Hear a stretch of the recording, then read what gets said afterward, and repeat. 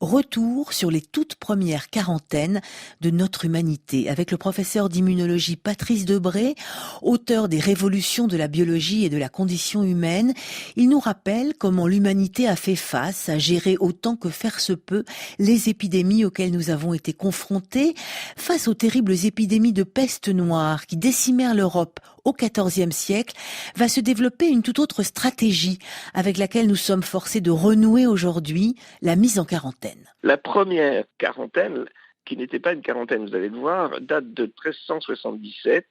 lorsque le recteur de Raguse, cette ville qu'on appelle actuellement Dubrovnik,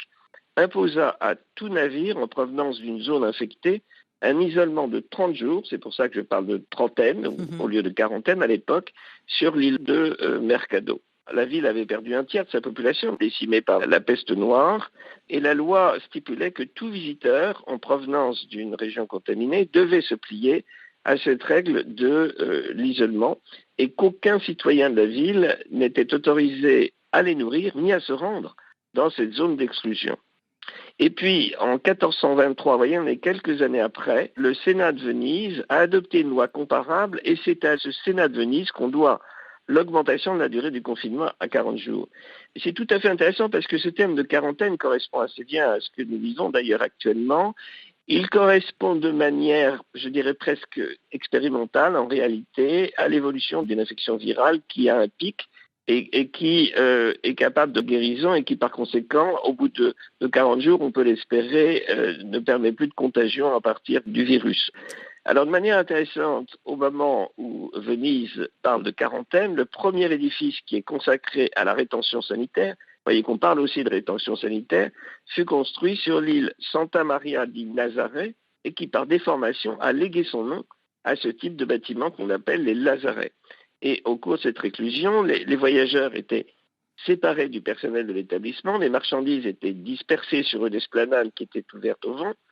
et afin de garantir, d'une certaine manière, je dirais être l'étanchéité de cette barrière entre reclus et intendance, l'architecture des lazarets s'inspirait de celle des prisons. Et ce qui est intéressant quand on a ce recul sur l'histoire, c'est qu'on s'aperçoit qu'alors qu'on n'avait aucune donnée scientifique en réalité, puisqu'on ne savait pas ce qu'étaient les microbes, on ne savait pas comment ils se propagent, on ne connaissait pas les relations de l'homme et de l'animal dans la propagation du microbe, on redécouvre un certain nombre de mesures qui, au fond, nous indiquaient que nos ancêtres avaient une certaine forme de sagesse vis-à-vis de la maladie. Et donc, finalement, vous voyez combien ces deux visions, si on rapproche l'une de l'autre, c'est-à-dire la lèpre d'un côté et la peste de l'autre, ont été deux manières dont la société a cherché à combattre une gestion épidémique ou une gestion infectieuse au sens beaucoup plus large du terme, sans connaître les éléments essentiels de sa détermination, le microbe d'un côté et la contagion de l'autre. Connaître l'histoire des épidémies nous apprend à mieux comprendre la manière dont